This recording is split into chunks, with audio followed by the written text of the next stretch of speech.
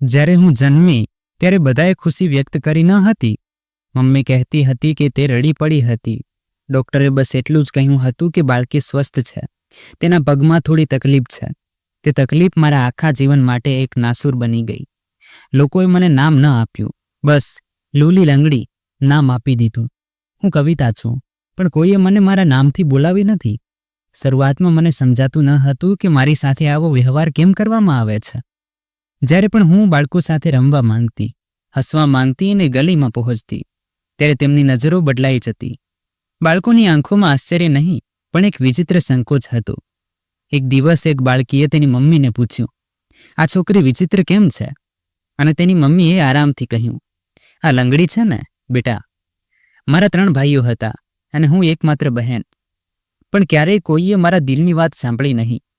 ઘરમાં મારી મજાક ઉડાડવામાં આવતી, જાણે કે મારું અસ્તિત્વ જ શરમજનક હોય.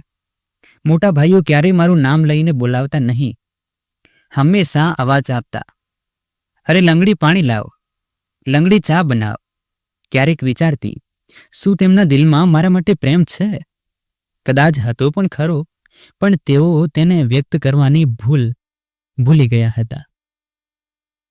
મમ્મીના ખોળામાં તો હું સહારો લેતી હતી, પણ ક્યારેક ગુસ્સામાં તે પણ મને એ જ વાતો સંભળાવી દેતી હતી. લૂલી લંગડી, વાત સાંભળ, તું વાત કેમ માનતી નથી? હું અંદરથી ભાંગી પડતી, પણ મમ્મી પણ મજબૂર હતી. કદાચ તે પોતાના અંદરનો ગુસ્સો અને પોતાની લાચારી મારા અસ્તિત્વ પર કાઢી નાખતી હતી. હું રડતી ન હતી, બસ ચૂપ થઈ જતી હતી. મહોલ્લામાં મારો ઉલ્લેખ થતો તો નામથી નહીં, પણ પરિસ્થિતિ. લૂલી લંગડીની મમ્મી બહાર ગઈ છે કે લૂલી લંગડી આજે ફરી ગલીમાં પડી ગઈ. તે બધા મને મારા પગથી ઓળખતા હતા, મારી આંખોથી નહીં, મારી વાતોથી નહીં, મારા સપનાઓથી નહીં. તેમના માટે હું એક મજાક હતી. હું અરીસામાં પોતાને જોતી એક નિર્દોષ ચહેરો, પણ એક ફરક જે બધાને કાંટાની જેમ ખૂંચતો હતો. ક્યારેક પોતાને કહેતી, કાશ હું પણ બધા જેવી હોત તો મારી પણ પ્રશંસા થાત. હું કોઈના માટે શરમજનક કારણ ક્યારેય ન બનત. મારા ભાઈઓ જ્યારે મિત્રો સાથે બેઠા હોય ત્યારે મારી વાત ન કરતા. જો કોઈ પૂછી લે કે બહેન છે તો બસ કહેતા, હા છે, પછી વાત બદલી નાખતા. હું તેમની બહેન હતી, પણ જાણે કોઈ રહસ્ય, કોઈ બોજ કે કોઈ શરમજનક કારણ બની ચૂકી હતી. ઘણીવાર રાત્રે હું ચૂપચાપ બેસીને આકાશને જોતી, તારાઓ સાથે વાતો કરતી. તેમને કહેતી, તમને કોઈ લંગડા કહીને નથી બોલાવતું ને? તમારા પર કોઈ ટોણો નથી મારતું ને? તેઓ ચૂપ રહેતા, પણ એવું લાગતું કે સાંભળી જરૂર રહ્યા છે. એક દિવસ મમ્મીએ મને ખોળામાં લીધી અને પૂછ્યું, બેટા, જો હું મરી ગઈ તો પછી તું શું કરીશ? હું કંઈ ન બોલી. દિલમાં બસ એટલું જ આવ્યું, કદાચ ત્યારે લોકો મારા પર દયા ખાશે, મને માણસ સમજશે. હવે જ્યારે કોઈ મને લૂલી લંગડી કહે છે ત્યારે દુઃખ થતું નથી, કારણ કે હું સમજી ગઈ હતી કે આ દુનિયા માત્ર તે જ જુએ છે જે આંખો સામે હોય છે. દિલની સુંદરતા, નિયતની સચ્ચાઈ, તેમનું કોઈ વજન હોતું નથી. પણ એક વાત હું હંમેશા કહું છું, હું કવિતા છું અને ભલે દુનિયા ગમે તે કહે, ભગવાને મને જેવી બનાવી છે તેવી જ સૌથી શ્રેષ્ઠ છે.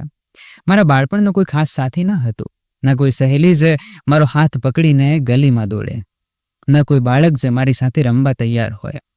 ગલીમાં ચહલ પહલ થતી, બાળકો શોર મચાવતા, પણ જેવું હું ત્યાં પગ મૂકતી, બધા ચૂપ થઈ જતા. નજરો મારો પીછો કરતી, જાણે હું કોઈ અસામાન્ય વસ્તુ હોઉં. કેટલાક લોકો તો કાનમાં કંઈક કહેતા અને કેટલાક લોકો જોરથી હસી પડતા.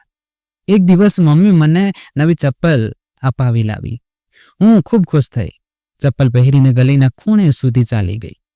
2 છોકરીઓ, આયશા અને રૂબી, કેટલીક ઢીંગલીઓથી રમી રહી હતી. હું તેમની પાસે જઈને બેસી ગઈ. રૂબીએ એક નજર મારા પગ પર નાખી અને પછી આયશાના કાનમાં કંઈ કહ્યું. બંને હસવા લાગી. તારી પણ ઢીંગલી છે? રૂબીએ પૂછ્યું. અરે, આની તો ઢીંગલી પણ લંગડી હશે. હું ત્યાંથી ઉઠીને ઝડપથી પાછી ઘરે આવી ગઈ. મમ્મીએ પૂછ્યું, શું થયું બેટા? મેં કહ્યું, કંઈ નહીં. પણ હું સમજી ગઈ હતી, આ કોઈ પહેલો પ્રસંગ ન હતો. આવા ઘણા પ્રસંગો હતા. કોને કોને હું ગણાવતી. શિયાળાની એક સાંજ યાદ છે. બધા બાળકો પતંગ ઉડાવી રહ્યા હતા. હું છત પર આવી ગઈ. હાથમાં માત્ર એક દોર હતી. બસ જોવાનો શોખ હતો. નીચેથી અવાજ આવ્યો, અરે લંગડી ઉપર શું કરે છે? જો ક્યાંક પડી ગઈ તો આરોપ અમારા પર જ ન આવી જાય. મારો હાથ ત્યાં જ રોકાઈ ગયો. દોર છૂટી ગઈ. દિલમાં આવ્યું કે ભાગી જાઉં, પણ મારા પગ જાણે જમીન સાથે ચોંટી ગયા હતા. મહોલ્લામાં એક લગ્ન હતું. બધા બાળકો નાચગાનની રિહર્સલમાં વ્યસ્ત હતા. મેં મમ્મીને કહ્યું, મારે પણ જવું છે. મમ્મીએ મને તૈયાર કરી. મારા દુપટ્ટામાં સિતારા લગાવ્યા, કાનમાં નાના ઝુમકા પહેરાવ્યા. જ્યારે હું ત્યાં પહોંચી, બધાએ નજર ફેરવી લીધી. કોઈ એક બાળક પણ મારી સાથે ન બોલ્યું. પછી કોઈએ કહ્યું, આજે આપણે લંગડી સાથે નાચવાનું છે. હું એક તરફ ઊભી રહી. થોડું સરકી તો બધાને હસવું આવી ગયું. એક બાળક બોલ્યો, આ નાચ છે, આની તો કમર પણ બરાબર નથી પડતી. તે દિવસે હું માત્ર 2 મિનિટ બહાર રોકાઈ, પછી પાછી આવી ગઈ. મમ્મી મારી પાછળ આવી. ઘરે આવીને તેમણે પોતાનો દુપટ્ટો આંખો પર રાખી દીધો અને બસ એટલું બોલ્યા, હે ભગવાન, મારી દીકરીને તે ઇજ્જત આપો જે લોકો તેને જીવતા પહેલા છીનવી લે છે. આવો જ એક બીજો દિવસ ગરમીની રજાઓમાં બાળકોએ ક્રિકેટ મેચ રાખી. હું દરવાજા પાછળ ઊભી રહીને બધું જોઈ રહી હતી. જેવી આગળ વધી, એક બાળકીએ પોતાનું બેટ ફેંકીને કહ્યું, જો આ રમશે તો હું નહીં રમું. હું પાછી આવી ગઈ. ક્યારેક વિચારતી, શું મારો ગુનો એ છે કે હું થોડી અલગ છું? પછી પોતાને જવાબ આપતી, કદાચ હા, હું બધા માટે તમાચો હતી. જ્યાં જતી નજરોથી ઘૂરવામાં આવતી. કોઈ સહાનુભૂતિથી જોતું, કોઈ નફરતથી, પણ નજર નાખવામાં જરૂર આવતી હતી. આ બધું કોઈ શારીરિક ફરકના કારણે નહોતું થઈ રહ્યું. હા, તો લોકોની વિચારસરણીનો અરીસો હતો અને આ વિચારસરણી મારા બાળપણની દિવાલો પર ઘાની જેમ કોતરાઈ રહી હતી. ઘરની દિવાલોમાંથી બહાર નીકળવાની પહેલી આશા હતી શાળા. મમ્મીએ મોટી પ્રાર્થનાઓ સાથે મારું એડમિશન કરાવ્યું. કહ્યું, અહીંથી તો કંઈક શીખશે. કદાચ સમય સાથે લોકો સમજી જશે. મને પણ લાગ્યું કે કદાચ સ્કૂલમાં બધું અલગ હશે. કદાચ ત્યાં બાળકો મારા જેવા હશે, કે કદાચ તેમની વિચારસરણી મોટી હશે. પહેલો દિવસ હતો. મમ્મીએ મારી કોપીઓ પર નામ લખ્યું. દફતરમાં ચોકલેટ રાખી અને સ્કૂલના ગેટ સુધી છોડવા આવી. તેમની આંખોમાં એક વિચિત્ર ડર અને આશા બંને હતા. હું ગેટની અંદર ગઈ તો એક છોકરીએ જોરથી કહ્યું, આ છોકરી કેમ આવી છે? બીજાએ ધીમેથી કહ્યું, આનો એક પગ ટૂંકો છે. પહેલા ક્લાસમાં ટીચરે મને બધાની સામે ઊભી કરી અને બોલ્યા, આ છે કવિતા, અમારી નવી સ્ટુડન્ટ. એક છોકરો જોરથી બોલ્યો, મેડમ, આ તો ચાલી પણ નથી શકતી. આખી ક્લાસ હસવા લાગી. ટીચરે કહ્યું, ચૂપ રહો. પણ તેમની આંખોમાં પણ આશ્ચર્ય હતું. કદાચ તે પણ વિચારી રહ્યા હતા કે આ છોકરી અહીં કરવા શું આવી છે. પહેલા અઠવાડિયામાં જ સમજાઈ ગયું કે અહીં પણ કઈ જ અલગ નથી. જ્યાં પણ જતી, હાસ્ય પાછળ પાછળ ચાલતું હતું. ટિફિન ખોલતી તો કોઈ કહેતું, આ શું ખાય છે? આને તો દવા ખાવી જોઈએ. એક દિવસ તો હદ જ થઈ ગઈ. લંચ પછી હું પાણી પીવા જઈ રહી હતી, જ્યારે કોઈએ મારી ખુરશી પાછળ ખેંચી લીધી અને હું પડી ગઈ. આખી ક્લાસ હાસ્યથી ગુંજી ઉઠી. એક છોકરી બોલી, જુઓ, જમીન પણ આને સહન નથી કરી શકતી. ટીચર આવ્યા. તેમણે બધાને ઠપકો આપ્યો, પણ માત્ર દેખાવા પૂરતો. પછી તેમણે મને પાસે બોલાવી અને કહ્યું, બેટા, તમે આરામથી બેઠા કરો, ઉતાવળ ન કરો. હું કંઈ ન બોલી. તે પણ મને સહાનુભૂતિ નહીં, પણ બેચેનીથી વાત કરી રહ્યા હતા. જાણે હું તેમના ક્લાસનો કોઈ અવરોધ હું. એક દિવસ અંગ્રેજીના ક્લાસમાં ટીચરે બધાને વારાફરતી ઊભા કરીને પોયમ સંભળાવવાનું કહ્યું. જ્યારે મારો વારો આવ્યો તો એક છોકરી જોરથી બોલી, સર, આ તો બોલતા પણ લંગડાઈ જશે. મારો અવાજ ધીમો થઈ ગયો, પણ મેં આખી પોયમ સંભળાવી. ટીચરે મારી પ્રશંસા કરી. એકવાર ગણિતના ક્લાસમાં એક સવાલ સમજાય નહીં તો મેં સરને પૂછ્યું. તેમણે કહ્યું, તમને તો સરળ સવાલ પણ મુશ્કેલ લાગે છે, બેસી જાઓ. તેઓ માત્ર મારી ખામોશીનો ફાયદો ઉઠાવી રહ્યા હતા. મમ્મી દરરોજ મને પૂછતી, સ્કૂલ કેવું ચાલી રહ્યું છે?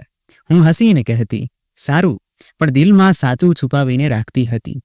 તે પહેલાથી જ એટલા પરેશાન હતા અને હું તેમની પરેશાની વધુ વધારવા માંગતી ન હતી. એક દિવસ વરસાદ પડી રહ્યો હતો. બધા બાળકો લોનમાં ભીંજાવા ગયા. હું પણ ગઈ. જમીન પર ચાલવાની કોશિશ કરી રહી હતી કે પાછળથી એક છોકરો બોલ્યો, લંગડીનો નાસ્તો જુઓ. બધાએ તાળીઓ પાડી દીધી. હું ત્યાં રોકાઈ ગઈ. દિલમાં આવ્યું કે ભાગી જાઉં, પણ મારા પગ જાણે જમીન સાથે ચોંટી ગયા હતા. તે જ દિવસે પાછા ફરતી વખતે મમ્મીએ મારા ચહેરાનો રંગ જોયો અને કદાચ પહેલી વાર પૂછ્યું, સાચું કહે, શું થાય છે ત્યાં? મારી આંખો ઝૂકી ગઈ. રાત્રે હું મોડે સુધી ચૂપ રહી. બીજા દિવસે તેમણે શાળાના પ્રિન્સિપાલને મળવાનો નિર્ણય કર્યો. તેમણે જઈને ફરિયાદ કરી, પણ તેમનો જવાબ હતો, અમે પ્રયાસ કરીએ છીએ કે બધા સરખા હોય, પણ બાળકોને તો તમે સમજાવી શકતા નથી. મમ્મી બહાર આવી ગયા અને સ્કૂલ છોડવાનો નિર્ણય કરી લીધો. મેં ધ્યાનથી મમ્મીને જોયા. તે બોલ્યા, હવે તું ઘરે જ રહીશ, આ સ્કૂલ તારા માટે નથી. મારા અવાજમાં એક ચીસ દબાઈ હતી જે બહાર ન આવી. માત્ર એક આહ નીકળી. પછી દિવસો એક સરખા થવા લાગ્યા. ન સ્કૂલ બેગ, ન યુનિફોર્મ, ન સવારની દોડ. હું સવારે મમ્મી સાથે ચૂલા પાસે બેસી જતી અને દિવસો ગણી ગણીને પસાર કરતી. ક્યારેક રસોડામાં વાસણ ધોતી, ક્યારેક જૂની ચોપડીઓ ફેરવતી, પણ દિલ અંદરથી ખાલી થતું જતું હતું. મેં બોલવાનું છોડી દીધું હતું. દિવસો પસાર થઈ રહ્યા હતા, પણ સમય જાણે મારા માટે થંભી ગયો હતો. હું છત પર બેસીને આકાશને જોતી અને વિચારતી, શું આ જ મારી દુનિયા છે? ફક્ત ઘરની આ દિવાલો, આ શાંતિ. પણ એક વાત હું મારી જાતને કહેતી, હવે હું કોઈને ફરિયાદ નહીં કરું, ન નામથી ન દુનિયાથી. જો કોઈને કંઈ બદલવું હોય તો તે હું પોતે જ છું. કદાચ દિલને પહેલી વાર હિંમત મળી અને એટલે જ મેં ફરી એકવાર મમ્મીને મારા ભણવા માટે મનાવી. કારણ કે મને ક્યાંક ને ક્યાંક એ સમજાઈ ગયું હતું કે ભણતર જ એકમાત્ર માધ્યમ છે જે મને ઇજ્જત અપાવી શકે છે. પણ મમ્મીએ કહ્યું, જો તું સ્કૂલે ગઈ તો ફરીથી બધું એ જ સહન કરવું પડશે. મેં મમ્મીને કહ્યું, હું તૈયાર છું, કારણ કે આજે જો લોકોના કારણે મેં મારા પગ પાછા ખેંચ્યા તો હું આખી જિંદગી પાછળ રહી જઈશ. મમ્મીને કદાચ મારી વાત સમજાઈ ગઈ અને તેમણે મને ફરીથી સ્કૂલમાં દાખલ કરાવી દીધી. ધીમે ધીમે સમય વીતતો ગયો. મારા ત્રણેય ભાઈઓ મોટા થઈ ગયા હતા. બધાના લગ્ન થઈ ગયા. એક પછી એક વહુઓ ઘરે આવી. નવા રંગો, નવા કપડાં, નવી સુગંધો. પણ આ બધાની વચ્ચે એક વસ્તુ ન બદલાઈ, મારું અસ્તિત્વ અને તેના પર ચોટેલી એ જૂની ઓળખ, લૂલી લંગડી. પહેલી ભાભી નયના હતી, વાતોડી અને તીખી જીભવાળી.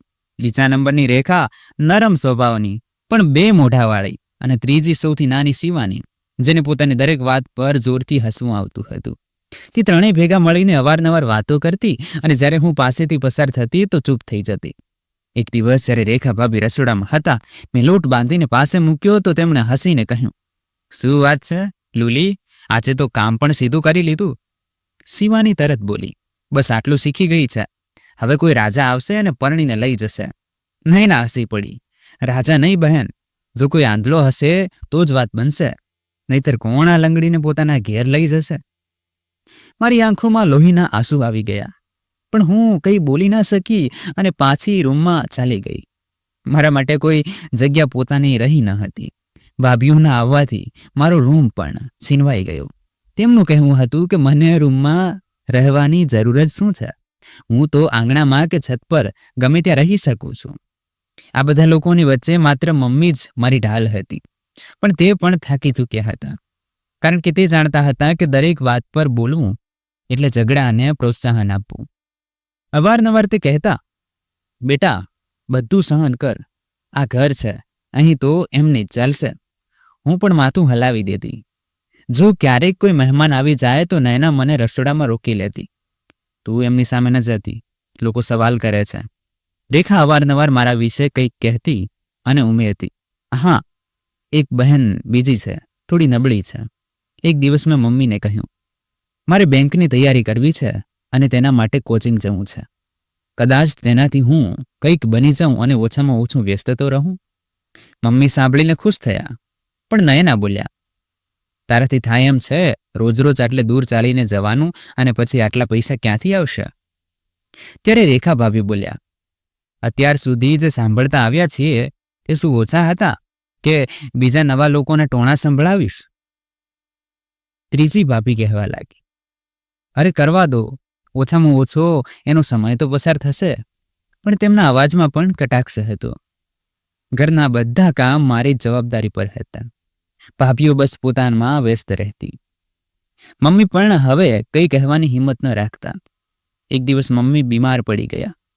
2 દિવસ સુધી તાવ રહ્યો. મેં તેમને દવાઓ આપી, સેવા કરી, પાણી ગરમ કર્યું, ખીચડી બનાવી. પણ આ બધાનો યશ પણ ભાભીઓ જ લેતી રહી. બીજાઓની સામે એમ જ કહેતી, મમ્મી તો અમારા ભરોસે જ ચાલે છે, નહીતર ક્યારના જતા રહ્યા હોત. આ સાંભળીને હું ફક્ત ચૂપ થઈ જતી. ક્યારેક મન થતું કે ભાભીઓની વચ્ચે બેસું, વાતો કરું, હસું. પણ હું જાણતી હતી કે જો તેમની પાસે ગઈ તો ફરીથી મારી જ મજાક ઉડાડવામાં આવશે. અને જો ક્યારેય હું મારા માટે થોડો સમય કાઢવાનો પ્રયાસ કરતી તો મને કોઈને કોઈ કામ સોંપી દેવામાં આવતું. ક્યારેક ચૂલો સળગાવવાનું, ક્યારેક કપડાં સંકેલવાનું, તો ક્યારેક બજારમાંથી સામાન લાવવાનું. બધું એવું લાગતું હતું જાણે મારું અસ્તિત્વ આ ઘરમાં ફક્ત કામ કરવા માટે જ છે. હું દરરોજ ભગવાનને પ્રાર્થના કરતી, જો આ પરીક્ષા છે તો મને ધીરજ આપશે. કેટલાક દિવસો સુધી મેં સિલાઈ કામ કર્યું અને તેમાંથી જે પણ પૈસા જમા થયા તે પોતાની કોચિંગની ફીમાં લગાવી દીધા. અને પછી મેં બેંકની તૈયારી શરૂ કરી દીધી. એક દિવસ મમ્મીએ મારા હાથમાં એક ચિઠ્ઠી પકડાવી દીધી અને કહ્યું, નાકાવાળી દુકાન પાસેથી આ બધી વસ્તુઓ લઈ આવ. મેં દુપટ્ટો બરાબર કર્યો, ચિઠ્ઠી મુઠ્ઠીમાં દબાવી અને ગલીમાં નીકળી પડી. સામેથી 4 છોકરીઓ આવી રહી હતી. મેં તેમની તરફ ન જોયું, બસ નજર નીચી કરીને નીકળી ગઈ. તેઓ કહેવા લાગી, જુઓ તો આ લૂલી લંગડી હવે અમારી બરાબરી કરવા ચાલી છે. વિચારે છે કે બેંકની તૈયારી કરે છે તો કંઈક બની જશે. પોતાનાથી તો ચલાતું નથી, બેંકમાં શું કામ કરશે ખાખ? બધું કામ ખરાબ કરશે. એક બીજી છોકરી બોલી, અરે વિચારો, આનો પતિ કેવો હશે? આને જોશે તો ભાગી જશે. કોણ અપનાવશે આવી છોકરીને? તેમના શબ્દો સીધા મારા દિલમાં ઘૂસી ગયા. એક પળ માટે એવું લાગ્યું જાણે મારા પગનો દુખાવો વધુ વધી ગયો હોય. ચિઠ્ઠી પરસેવાથી ભીંજાઈ ગઈ હતી. મેં તેમની તરફ ન જોયું, પણ કાન દરેક શબ્દ સાંભળી રહ્યા હતા. હું ઝડપથી દુકાન પર પહોંચી. દુકાનદારે મારી તરફ જોયું અને કોઈ પણ પ્રકારની મર્યાદા રાખ્યા વગર બોલ્યો, હા ભાઈ, લૂલી લંગડી, શું જોઈએ છે? આ નામ હવે મારી અસલી ઓળખ બની ગયું હતું. મને ખૂબ ગુસ્સો આવ્યો, પણ હું કંઈ ન બોલી. મેં ચિઠ્ઠી તેના હાથમાં આપી દીધી. પાછળ 2 છોકરા ઊભા હતા. તેમના હસવાનો અવાજ સંભળાયો. એક કહેવા લાગ્યો, અરે કાકા, આમને થોડી રાહત આપો, એમનો પ્રવાસ મુશ્કેલ હોય છે. કાકાએ પણ હસતા હસતા કહ્યું, હા, સ્પેશિયલ છૂટ, લંગડાઓની રાહત. બધા હસી પડ્યા. હું પથ્થર બનીને ઊભી રહી. દિલ જાણે શૂન્ય થઈ ગયું હતું. કંઈ પણ કહેવાનું મન નહોતું. જી થતું હતું કે જમીન ફાટી જાય અને હું તેમાં સમાઈ જાઉં. મેં ચૂપચાપ સામાન લીધો, પૈસા આપ્યા અને પાછી ફરવા લાગી. રસ્તામાં એ જ છોકરીઓ હવે ઝાડ નીચે ઊભી હતી. તેમના હાથમાં કોલ્ડ ડ્રિંક્સ હતી. એકે મારી તરફ જોયું અને બોલી, જુઓ તો આના ચાલવાની સ્ટાઇલ, રેમ્પ વોક, લંગડી વર્ઝન. મેં મારા પગ ઝડપી કર્યા, પણ મારા પગની ગતિ, દિલના ધબકારા બધું વિખરાઈ ગયું હતું. ઘરનો દરવાજો દેખાયો તો જાણે કોઈ આશ્રયમાં પહોંચી ગઈ. જેવું મમ્મીએ દરવાજો ખોલ્યો અને મારો ચહેરો જોયો તો તરત બોલ્યા, શું થયું? કોઈએ કંઈ કહ્યું? મેં બસ એટલું કહ્યું, થાકી ગઈ છું. સામાન તેમના હાથમાં પકડાવ્યો અને ચૂપચાપ પોતાના રૂમમાં ચાલી ગઈ. દરવાજો બંધ કર્યો અને ધીમેથી બેસી ગઈ, જાણે કંઈ થયું જ ન હોય. પણ એ શબ્દો, કોણ અપનાવશે આવી છોકરીને, કાનમાં ગુંજતા રહ્યા.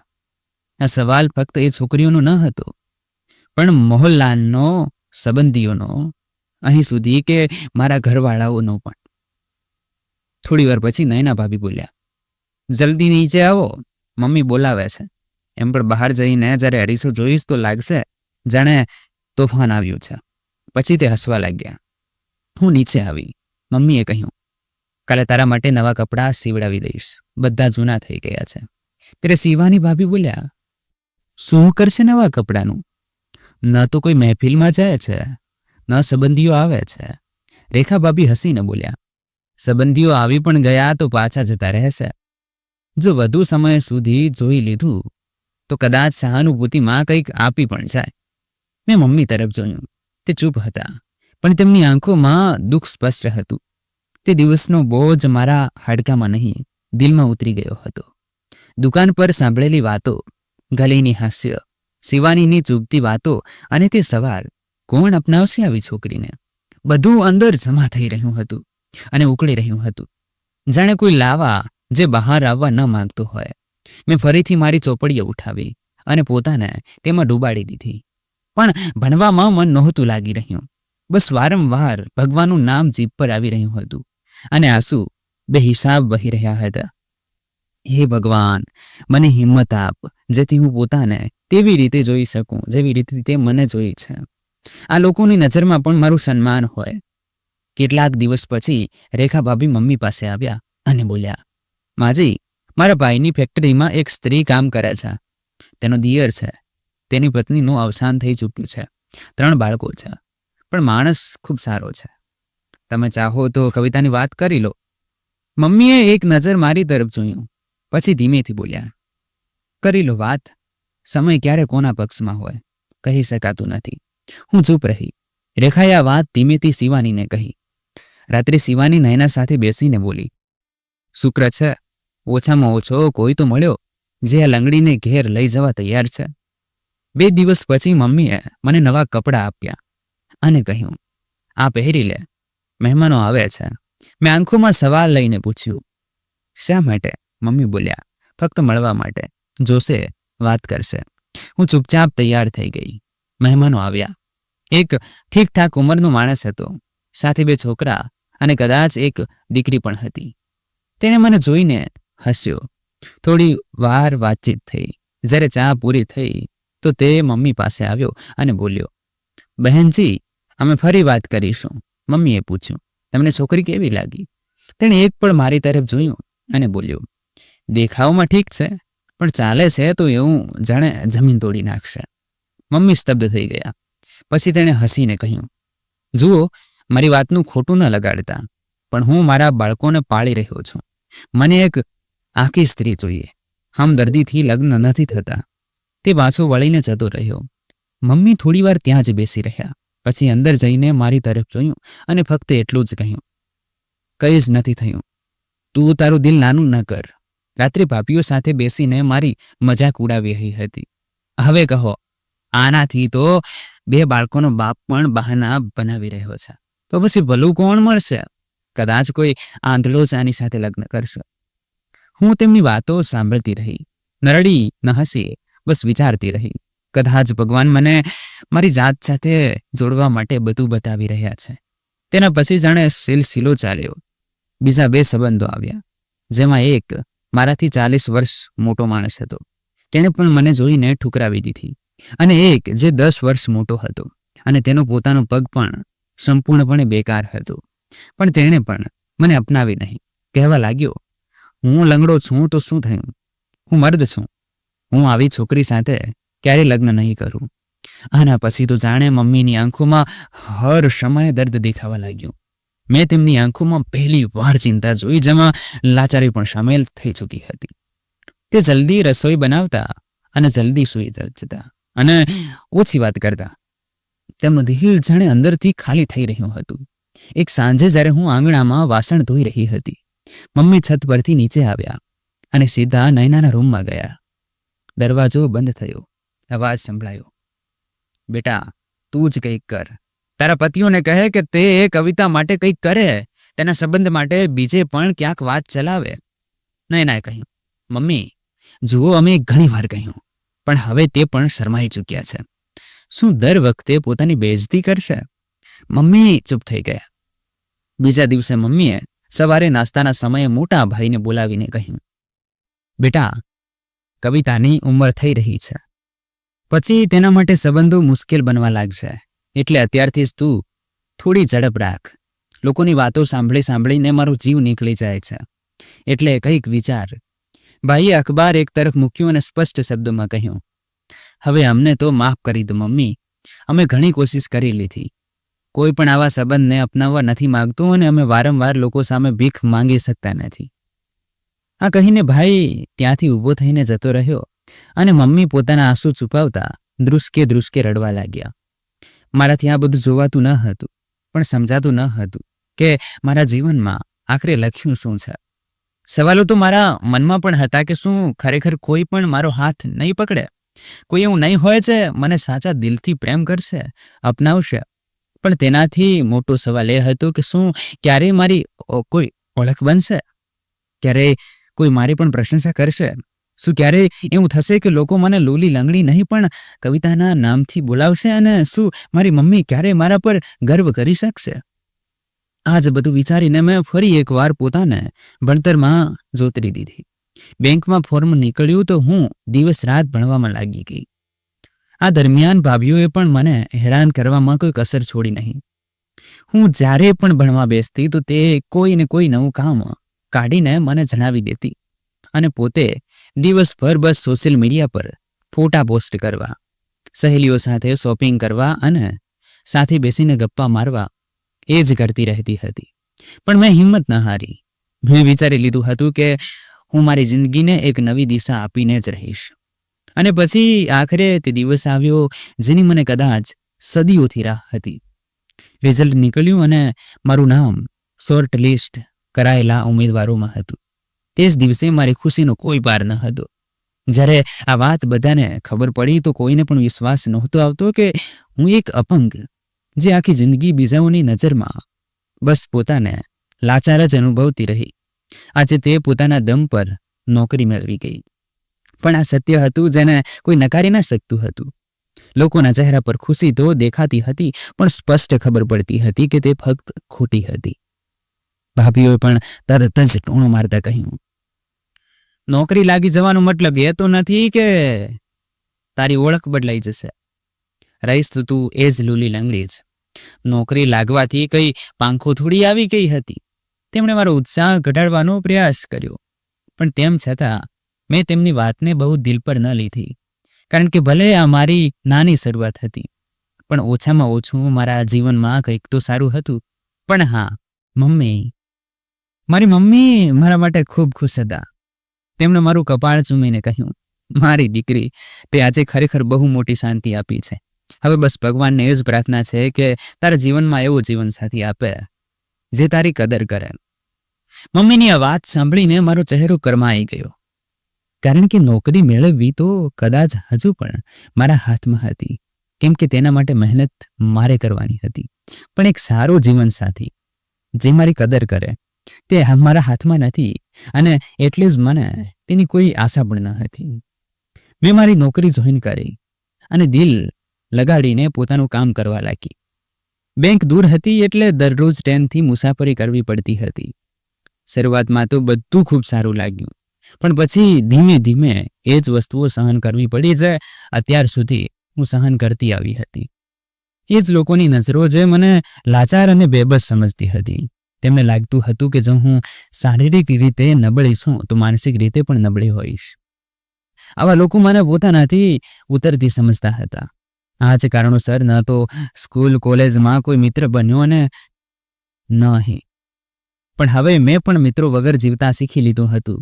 કોઈની પાસેથી કોઈ આશા નહોતી રાખતી કે કોઈ મારી સાથે બેસે, મારી સાથે હસે, બોલે કે હું મારું દુઃખ કોઈની સાથે વહેંચી શકું. પછી એક દિવસ જ્યારે ઘરે પહોંચી તો એક બીજો સંબંધ સામે ઊભો હતો, પણ તેણે પણ મને ઠુકરાવી દીધી.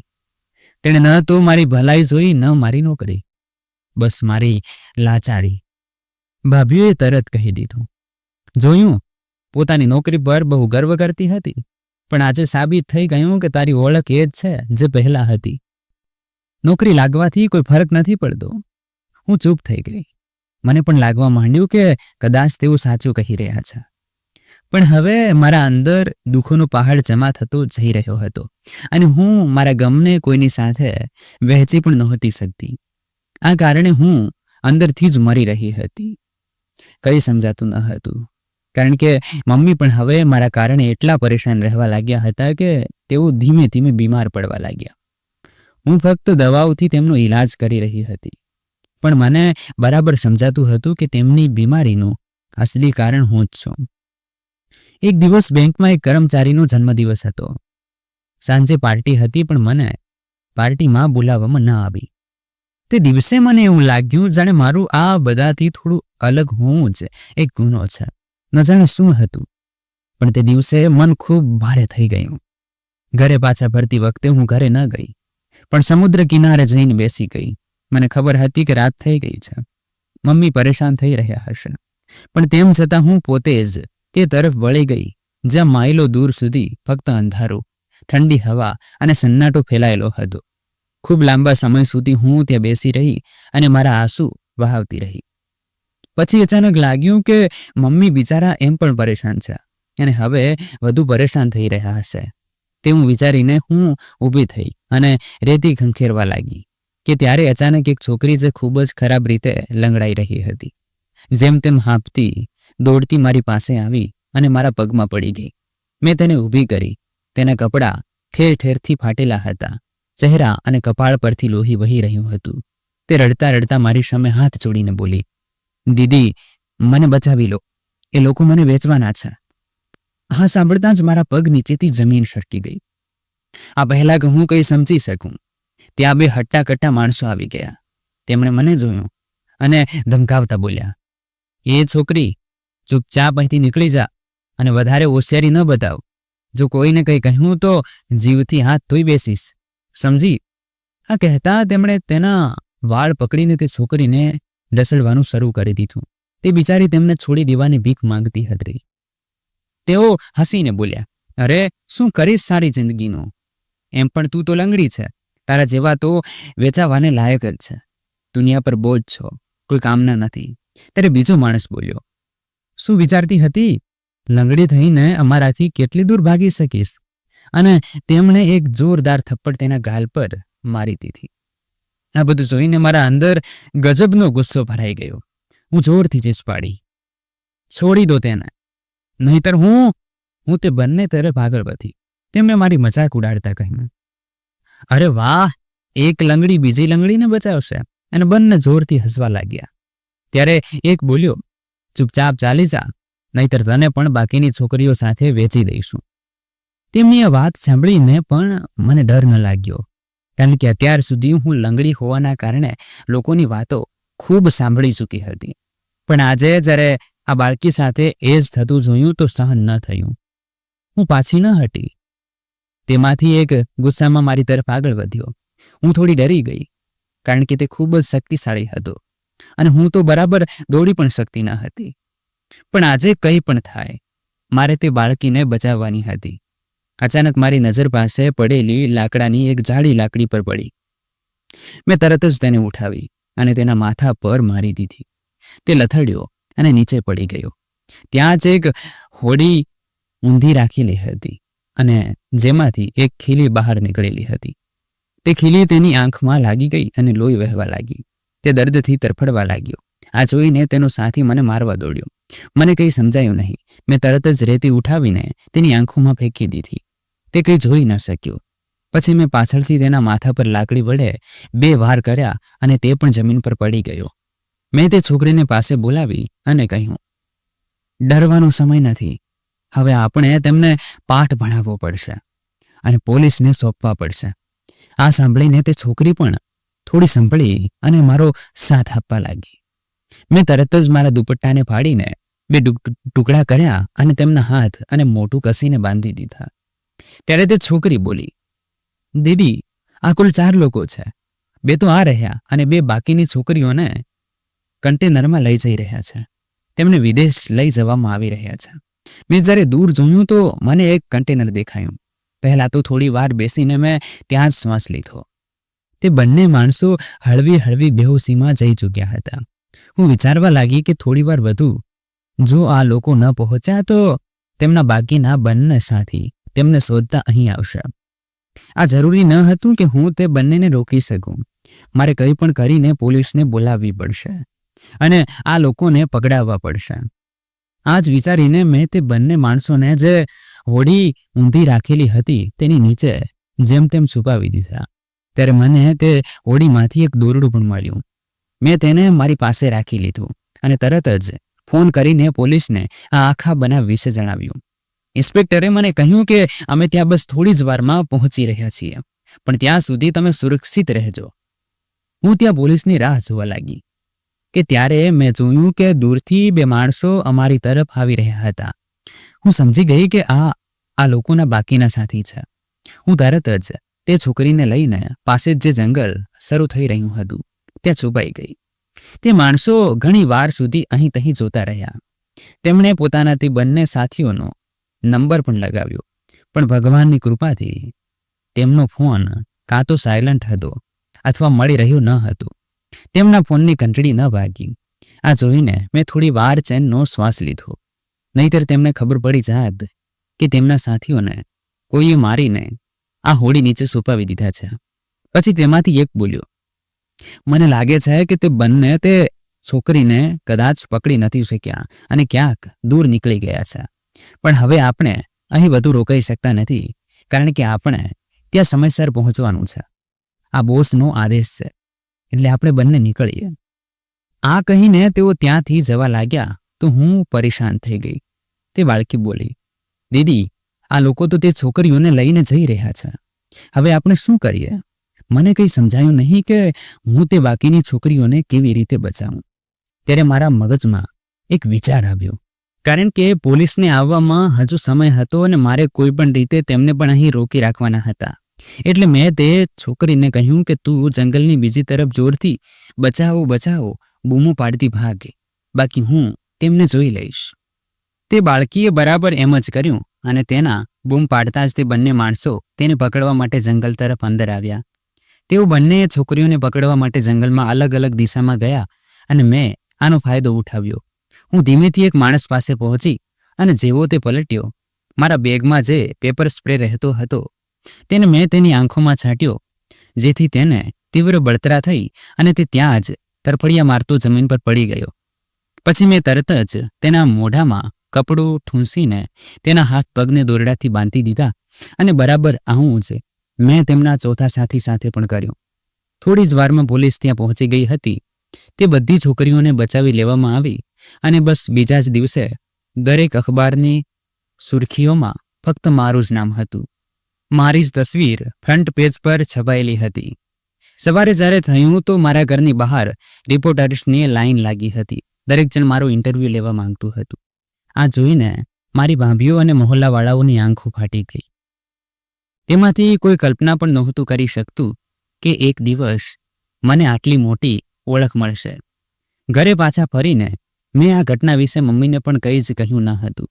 અને જ્યારે અચાનકથી આ બધું થયું તો તેઓ બધા હેરાન રહી ગયા. પછી મેં આખો કિસ્સો એક પછી એક કરીને જણાવ્યો. આના પછી તો જાણે શુભેચ્છાઓનો સિલસિલો શરૂ થઈ ગયો. દરેક જણ મારી સાથે ફોટો પડાવવા માંગતું હતું. મને પોલીસ ડિપાર્ટમેન્ટ તરફથી સરકારી સન્માન આપવા માટે બોલાવવામાં આવી અને મને જિલ્લાના ડીએમ દ્વારા પોતાના હાથે ઇનામ આપવામાં આવ્યું. ત્યાં એકથી એક મોટા પોલિટિશિયન્સ પણ હાજર હતા. દરેક જણ મારી સાથે હાથ મિલાવવા માંગતું હતું અને લોકો મારી બહાદુરીની તારીફો કરતા થાકતા ન હતા, કારણ કે મેં એક ખૂબ મોટા રેકેટનો પર્દાફાશ કર્યો હતો. એક એવી ગેંગ જેને ન જાણે કેટલાય લાંબા સમયથી પોલીસ પકડી નહોતી શકી. તેમના માણસો ખૂબ ચાલાક હતા અને તેમને પકડવા ખૂબ મુશ્કેલ બની ચૂક્યું હતું. આ મારી જિંદગીનો એક ખૂબ મોટો વળાંક હતો, કારણ કે આના પછી તો એવું લાગ્યું કે હવે અચાનકથી બધાની નજરો મારા માટે બદલાઈ ગઈ છે. દરેક જણ મારી સાથે ઇજ્જતથી પેશ આવવા લાગ્યો. હવે કોઈની નજરમાં મારું લંગડાપણું નહોતું દેખાતું, બલકે દરેક જણ મારી સાથે સંબંધ જોડવા ચાહી રહ્યું હતું. પણ હું જાણતી હતી કે આ બધું ફક્ત આજે જે મને ઓળખ મળી છે તેનું જ પરિણામ છે. અસલમાં તો તેમના મન આજે પણ મારા માટે અંદરથી કાળા જ છે. એટલે મેં ક્યારેય કોઈને પણ ખાસ દરજ્જો ન આપ્યો અને ચૂપચાપ એ જ રૂટીન ફોલો કરતી રહી જે અત્યાર સુધી કરતી આવી હતી. પોલીસ તરફથી મને ખબર પડી કે તે બધી છોકરીઓને એક પછી એક કરીને સુરક્ષિત તેમના ઘરો પર પહોંચાડવામાં આવી રહી છે. આ સાંભળીને મને ખૂબ શાંતિ મળી અને પછી એક દિવસ મારા ઘરના દરવાજાની બહાર એક ખૂબ મોટી ગાડી આવીને ઊભી રહી. તેમાંથી એક ખૂબ મોટા પોલિટિશિયન ઉતર્યા અને જ્યારે તેણે અંદર આવીને જે વાત કહી તે સાંભળતા જ અમારા પગ નીચેથી જમીન સરકી ગઈ. તે એક ખૂબ મોટા નેતા હતા જે મારી સાથે લગ્ન કરવા માંગતા હતા, કારણ કે મેં ખૂબ બહાદુરીનું કામ કર્યું હતું અને તે મારાથી ખૂબ ઇમ્પ્રેસ થયા હતા. મેં તે સમયે તેને કોઈ પણ જવાબ ન આપ્યો. તેણે મને વિચારવા માટે સમય આપ્યો અને ત્યાંથી ચાલ્યો ગયો. મારી મમ્મી અને ભાભીઓ તો ખૂબ ખુશ થઈ રહ્યા હતા. મમ્મી એટલા માટે કે મને આટલો સારો સંબંધ મળી જશે જેના વિશે કોઈ સપનામાં પણ વિચારી ન શકે, અને ભાભીઓ એટલા માટે કે જો મારો સંબંધ એક આટલા મોટા પોલિટિશિયન સાથે થઈ જાય તો તેમનો રુતબો પણ ખૂબ વધી જાત અને કદાચ લાગતા હાથે તે પણ વહેતી ગંગામાં હાથ ધોઈ લેત. ભાભીઓ વારંવાર મારા પર દબાણ નાખી રહી હતી કે આમાં વિચારવા જેવું શું છે, તું તરત જ તેમને ફોન કરીને હા કહી દે. પણ હું સમજી નહોતી શકતી કે શું મારા માટે આ નિર્ણય યોગ્ય હશે. આ જ દરમિયાન મારા ફોન પર એક અજાણ્યા નંબરથી કોલ આવી અને સામેથી જે પણ વ્યક્તિ વાત કરી રહ્યો હતો તેણે મને કહ્યું, હું જાણું છું કે તમારા માટે આજે એક ખૂબ જ શ્રેષ્ઠ સંબંધ આવ્યો છે. હું તમારા પર કોઈ દબાણ નથી બનાવી રહ્યો, પણ તમે સમજી લો કે હું તમારો એક શુભચિંતક છું અને તમને ફક્ત એક સલાહ આપવા માંગુ છું. તમે ચાહો તો આ લગ્ન કરી શકો છો, પણ તમારી ભલાઈ આમાં જ છે કે તમે આ સંબંધનો ઇનકાર કરી દો, કારણ કે આ સંબંધ નહીં, એક સોદો છે. તે વ્યક્તિ જે આજે તમારા ઘરે આવ્યો હતો તે એટલા માટે નથી આવ્યો કારણ કે તમે એક શ્રેષ્ઠ વ્યક્તિ છો. તે તમારી સાથે સંબંધ ફક્ત એટલા માટે જોડવા માંગે છે કારણ કે તે પોતાના રાજકારણના કરિયરને વધુ સારું બનાવવા માંગે છે. આ સમયે તમે દરેક અખબારની સુર્ખીઓમાં છો, દરેક ન્યૂઝ ચેનલ પર છવાયેલા છો. જો તમારા લગ્ન તે રાજનેતા સાથે થઈ જાય છે તો લોકોના દિલમાં તેના માટે પણ સહાનુભૂતિ વધુ વધી જશે અને તમારા માટે તો પહેલાથી જ લોકો તારીફો કરતા થાકતા નથી. પછી તે તમને રાજકારણના ક્ષેત્રમાં ઉતારીને પોતાના કરિયરની નવી ઊંચાઈઓ સુધી પહોંચાડવાનો પ્રયાસ કરશે. સીધી વાત એ છે કે તમે તેની પત્ની નહીં, એક સીડી બનશો જેનો ઉપયોગ તે પોતાની ઊંચાઈઓ સુધી પહોંચવા માટે કરશે. આ પહેલાં કે હું તે વ્યક્તિને પૂછતી કે તે કોણ છે, તેણે ફોન કાપી નાખ્યો. ન જાણે કેમ પણ તે અજાણ્યા માણસની વાત પર મને ભરોસો થઈ રહ્યો હતો, કારણ કે મને ખુદ પણ તે પોલિટિશિયન એક નજર પણ ગમી રહ્યા ન હતા. તેની નિગાહો, બોલચાલનો તરીકો બધું જ લાલચથી ભરેલું હતું. આ જ વિચારીને મેં આ સંબંધનો ઇનકાર કરી દીધો. આ સાંભળતા જ મારી ભાભીઓ બોખલાઈ ગઈ. મમ્મી પણ મને સમજાવવા લાગ્યા કે હું ભૂલ કરી રહી છું, પણ હું જાણતી હતી કે મેં આ નિર્ણય લઈને કોઈ ભૂલ નથી કરી. મારા ઇનકારથી તે પોલિટિશિયનના કમળને ઠેસ પહોંચી અને તેણે ગુસ્સામાં મને ધમકી આપી. તે મને ઠુકરાવીને પોતાના જીવનની સૌથી મોટી ભૂલ કરી છે અને તેનું પરિણામ તને ભોગવવું પડશે. એક દિવસ જ્યારે હું મારા કામ પરથી પાછી ફરી રહી હતી તો અચાનક મારા પર કેટલાક લોકોએ હુમલો કર્યો, પણ ત્યારે ત્યાં પોલીસ આવી ગઈ અને તેમણે મને બચાવી લીધી. તે જ રાત્રે જિલ્લાના એસપી મારા ઘરે આવ્યા અને તેમણે કહ્યું, તમે જે કામ કર્યું છે તેના કારણે હવે તમારા ઘણા દુશ્મનો પેદા થઈ ગયા છે. આજે જે હુમલો થયો છે તે આમાંથી જ કોઈએ કરાવ્યો છે, એટલે તમારી સુરક્ષા માટે બે કોન્સ્ટેબલની તેનાથી ઘરની બહાર કરવામાં આવી રહી છે. આ બધું જોઈને મને ખૂબ જ વિચિત્ર લાગવા માંડ્યું કે મારા જીવનમાં આખરે શું થઈ રહ્યું છે. અચાનકથી આટલો મોટો વળાંક, આ દુશ્મની, આ બધું મારા જેવી એક સામાન્ય છોકરી માટે નથી બન્યું. આ ઘટનાથી મારી મમ્મી ખૂબ જ ખરાબ રીતે ગભરાઈ ગયા અને પછી તેમણે એકવાર ફરી મારી જલ્દીથી જલ્દી લગ્ન કરવાની ઠાની લીધી. તેમને લાગવા માંડ્યું હતું કે આટલી પ્રસિદ્ધિ મળ્યા પછી કદાચ કોઈ તો હશે જે મને અપનાવશે, પણ આ બધું ફક્ત સમય સાથે હતું. જ્યાં સુધી હું સુર્ખીઓમાં રહી ત્યાં સુધી લોકો મારી સાથે સંબંધ જોડવા માટે મર્યા જતા હતા, પણ જેમ મારું નામ ચર્ચામાંથી બહાર થયું અને આ ખબર ઠંડી પડી કે તરત જ લોકોનો વ્યવહાર ફરીથી એ જ થઈ ગયો અને એકવાર ફરી એ જ ઇનકાર મમ્મીને વારંવાર સાંભળવો પડ્યો. હવે તે ખૂબ જ ડરી ગયેલા અને ગભરાયેલા હતા, કારણ કે તેમને મારી જાનનો ખતરો હર વખતે દેખાતો હતો. આ જ દરમિયાન એક દિવસ મારા ઘરે એક કબાડીવાળો આવ્યો અને તેણે મમ્મી પાસે મારો હાથ માંગ્યો. આ જોઈને હું દંગ રહી ગઈ. મને લાગ્યું હતું કે કદાચ મારા ઘરવાળા આ સંબંધનો ઇનકાર કરશે, પણ આવું ન થયું. મમ્મીએ મને સમજાવ્યું, બેટા, હવે વાત ફક્ત તારી નથી, આપણે બધાની પણ બની ગઈ છે. એટલે અમે ઈચ્છીએ છીએ કે તું જલ્દીથી જલ્દી લગ્ન કરીને પોતાનું ઘર વસાવી લે અને આ બધા ઝંઝટથી દૂર થઈ જા અને મને પણ આ બોજમાંથી મુક્તિ આપ. માતાની આ વાત સાંભળીને હું ખૂબ ઉદાસ થઈ ગઈ. પછી મેં પણ તેને પોતાનું નસીબ સમજીને અપનાવી લીધું અને આ લગ્ન માટે હા પાડી દીધી. મારી ભાભીઓ તો ખૂબ ખુશ હતી. તેમને લાગ્યું કે હવે મને મારી અકળનો જવાબ મળી ગયો છે અને મારા લગ્ન એક એવા માણસ સાથે થઈ રહ્યા છે જેના લાયક તેઓ મારી ઓકાત સમજતી હતી. એક અઠવાડિયા પછી જ લગ્ન હતા. તૈયારીઓ ખૂબ સામાન્ય હતી, કારણ કે ન તો તે માણસ પાસે એટલા પૈસા હતા અને ન તો અમારી પાસે. એટલે ખૂબ જ સાધારણ રીતે બધું થઈ રહ્યું હતું. પાપીઓ દિવસ રાત મને ટોણા મારી રહી હતી. અમે તો પહેલાં જ કહ્યું હતું, તે રાજનેતા સાથે લગ્ન કરી લેતી તો રાણી બનીને રહેતી. હવે જ્યાં કબાડીવાળાના ઘરે અને તેની સાથે ગલી ગલી ફરી ફરીને કબાડ વેચશે. એક ભાભીએ હસીને કહ્યું, આવા માણસ સાથે લગ્ન કર્યા પછી તો કદાચ બેંકવાળા પણ તને કાઢી મૂકશે. આખરે આ લંગડીએ કરી જ લીધું ને બધું જ બરબાદ. આજ તેનું નસીબ છે, ક્યારેય નહીં બદલાય. આ પણ લાચાર છે અને તેનું નસીબ પણ લાચાર છે. બિચારી આટલી મહેનત કરીને નોકરી મેળવી હતી. વિચારતી હતી કે કોઈ રાજકુમાર આવશે અને પરણીને લઈ જશે. પણ જુઓ, મળ્યો કોણ? એક કબાડી. આ કહીને તે જોર જોરથી હસવા લાગી. મારી આંખોમાં આંસુ આવી ગયા, પણ મેં તેને ભગવાનનો નિર્ણય સમજીને દિલથી અપનાવી લીધું અને વિચારી લીધું હતું, જે પણ હોય, જેવો પણ હોય, તે માણસ મારો પતિ હશે અને હું પૂરા મનથી તેને અપનાવીશ. બીજા દિવસે લગ્ન થઈ ગયા અને હું ચૂપચાપ મારા પતિ સાથે વિદાય થઈને ગાડીમાં બેસીને આવી ગઈ. મને આશ્ચર્ય તો આ વાતનું થઈ રહ્યું હતું કે તેને બિચારાએ મારા ખાતર ન જાણે કેટલી મુશ્કેલીથી આ ગાડીનું ભાડું ભેગું કર્યું હશે. લગભગ કેટલાક કલાકનો પ્રવાસ કર્યા પછી અમે એક પહોળા રસ્તાની અંદર દાખલ થયા. ત્યાં આસપાસનું જે વાતાવરણ દેખાઈ રહ્યું હતું તે મને આશ્ચર્યમાં મૂકી રહ્યું હતું.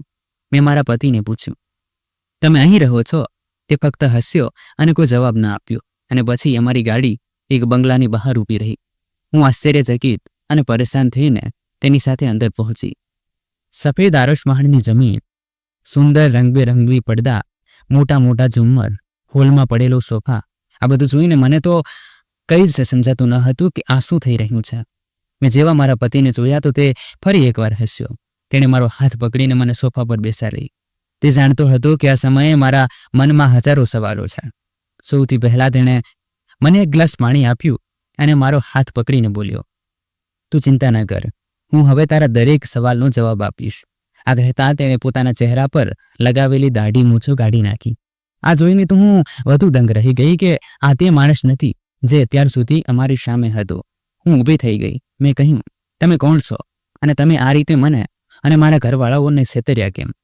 આ કહેતા જ અચાનક જ ન જાણે કેમ મને એવું લાગ્યું કે જાણે આ માણસને મેં પહેલાં પણ ક્યાંક જોયો હતો, પણ ક્યાં જોયો છે એ યાદ નહોતું આવી રહ્યું.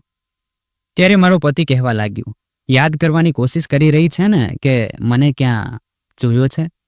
મેં હા માં માથું હલાવ્યું. તેણે કહ્યું, હું આ જિલ્લાનો એસપી અમન વર્મા છું. તેમના મોઢેથી આ વાત નીકળતા જ મને અચાનક યાદ આવી ગયું કે આ તો એ જ છે જે મારા ઘરે 2 કોન્સ્ટેબલને તૈનાત કરાવવા આવ્યા હતા. હું હેરાન થતાં તેમને બોલી, તમે આટલા મોટા અધિકારી અને તમે મારા જેવી એક સામાન્ય લંગડી છોકરી સાથે લગ્ન કેમ કર્યા? ભલા તમને એવી કઈ મજબૂરી પડી ગઈ હતી? તે હસીને કહેવા લાગ્યા, મારી કોઈ મજબૂરી નહોતી, બલકે મેં તારી સાથે ખુશી ખુશી લગ્ન કર્યા છે, કારણ કે હું તને પ્રેમ કરું છું. તેમની આ વાત સાંભળીને તો હું આંખો ફાડી ફાડીને તેમને જોવા લાગી. તે કહેવા લાગ્યા, ખરેખર જે દિવસે તે છોકરીઓને બચાવી હતી તે જ દિવસે તારા વિશે જાણીને મારા દિલમાં પહેલી વાર એક અજીબ અહેસાસ થયો. પછી જ્યારે તને સરકાર તરફથી ઇનામ આપવામાં આવ્યું તો હું ત્યાં જ હતો. તારી સાદગી, તારું ભોળાપણું બધું જ મને ગમી ગયું અને દિલ આપોઆપ તારી તરફ ખેંચાતું ગયું. પછી મને ખબર પડી કે તે પોલિટિશિયન તારી સાથે લગ્ન કરવા માંગે છે. પહેલાં તો મને લાગ્યું કે કદાચ તારા માટે એક સારો સંબંધ છે, એટલે મેં કંઈ ન કહેવાનો નિર્ણય લીધો. પણ જ્યારે મને તે પોલિટિશિયનના ઈરાદાઓ વિશે ખબર પડી તો મેં તને ફોન કરીને તેના વિશે જણાવ્યું. સાથે જ હું એ પણ જોવા માંગતો હતો કે શું તું પણ તે બાકીની છોકરીઓ જેવી છે જે ફક્ત પૈસા, પદ અને ઋતબો જુએ છે. જો આ બધું તારા માટે મહત્વનું હોત તો તું ક્યારેય આ સંબંધ માટે ઇનકાર ન કરત. પણ તે જ કર્યું જે મારું દિલ વારંવાર તારા માટે કહી રહ્યું હતું, જેનાથી મને આ વાતની ખાતરી થઈ ગઈ કે તું ખરેખર સૌથી અલગ છે અને તારા માટે પ્રેમ મહત્વનો છે, પૈસા નહીં. પણ તેમ છતાં ક્યાંક ને ક્યાંક દિલમાં કંઈક શંકા હતી. શું કરું? જ્યારથી ભાન સંભાળ્યું છે, પોતાના આસપાસ ફક્ત આવા જ લોકોને જોયા છે જેમને પૈસા, ઋતબો અને તાકાતથી પ્રેમ છે. મને ક્યારેય તે સાચો પ્રેમ ન મળ્યો જે હું બીજાઓને આપતો રહ્યો.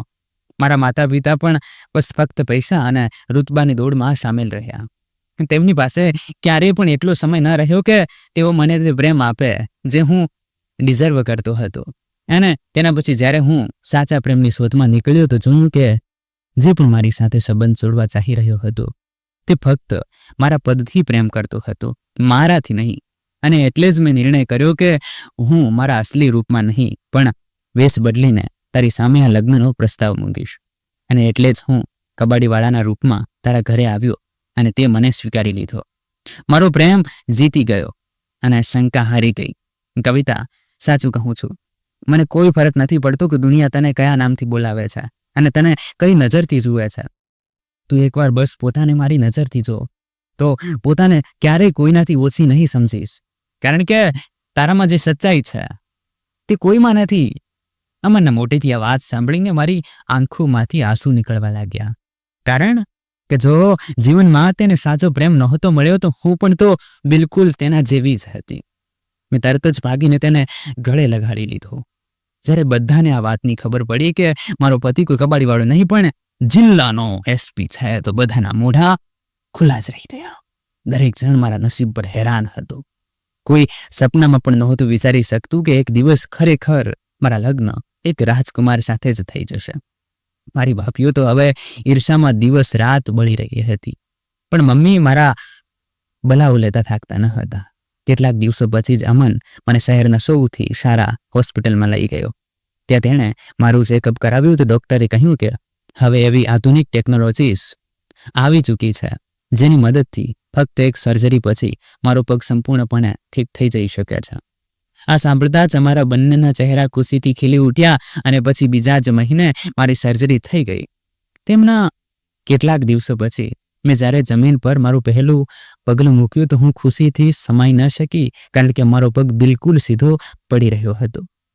પહેલાં તો હું ધીમે ધીમે ચાલી, પણ પછી અચાનક ખુશી એટલી વધારે થઈ કે હું દોડીને અમનના ગળે લાગી ગઈ. અમનને મારો હાથ પકડીને કહ્યું, કવિતા, શું તું આમ જ મારો હાથ પકડીને મારી સાથે ચાલીશ? મેં હસીને તેને ફરી એકવાર ગળે લગાડી લીધો. અમે બંને ઘરે આવી ગયા. મેં જોયું કે અમનને મારા માટે આખો રૂમ ગુલાબના ફૂલોથી સજાવ્યો હતો. તે કહેવા લાગ્યો, હવે હા આપણા જીવનની એક નવી શરૂઆત હશે. 2 દિવસ પછી તે મને મારા ઘરે લઈ ગયો અને જ્યારે મમ્મીએ મને પોતાના બંને પગ પર બરાબર ચાલતા જોઈ તો તે હેરાન રહી ગયા. ભાભીઓ પણ આંખો ફાડી ફાડીને જોઈ રહી હતી. મમ્મીને તો વિશ્વાસ જ નહોતો આવી રહ્યો. પછી અમનને તેમને બધું જ જણાવ્યું. ભાભીઓ કહેવા લાગી, અમને તો લાગતું હતું કે આ કદાચ આખી જિંદગી લૂલી લંગડી જ રહેશે અને બોજ જ બનીને રહેશે. અમન તરત આગળ વધીને બોલ્યો, મારી પત્ની કોઈના પર બોજ નથી, બલકે તે મારું ગર્વ છે. આ સાંભળતા જ ભાભીઓના મોઢા બંધ થઈ ગયા. ઘર વાપસી પર અમનને મારાથી કહ્યું, હવે તું તારા ભૂતકાળને ભૂલી જા અને હવે આપણે એક નવી શરૂઆત કરીશું. મેં કહ્યું, ખરેખર મેં ધીરજ રાખી અને આજે ભગવાને મને તેનું તે ફળ આપ્યું જે હું સપનામાં પણ નહોતી વિચારી શકતી. તો મિત્રો, જો તમને આપણી વાર્તા પસંદ આવી હોય તો કમેન્ટ કરીને જરૂર જણાવજો. વિડીયોને લાઈક કરજો અને વધુમાં વધુ શેર કરજો. જો તમે આપણી ચેનલ પર નવા છો તો સબસ્ક્રાઇબ જરૂર કરજો અને નોટિફિકેશન બેલ દબાવજો, જેથી આગલી અપડેટ સૌથી પહેલા તમને મળે. ધન્યવાદ. એકવાર ફરીથી મિત્રો, વિડીયોને લાઈક કરવા બદલ, ચેનલને સબસ્ક્રાઇબ કરવા બદલ, વિડીયોને શેર કરવા બદલ તમારો ખૂબ ખૂબ આભાર. હંમેશાની જેમ મને સપોર્ટ કરવા બદલ તમારો દિલથી હૃદયપૂર્વક તમારો ભાઈ આભાર વ્યક્ત કરે છે. ધન્યવાદ.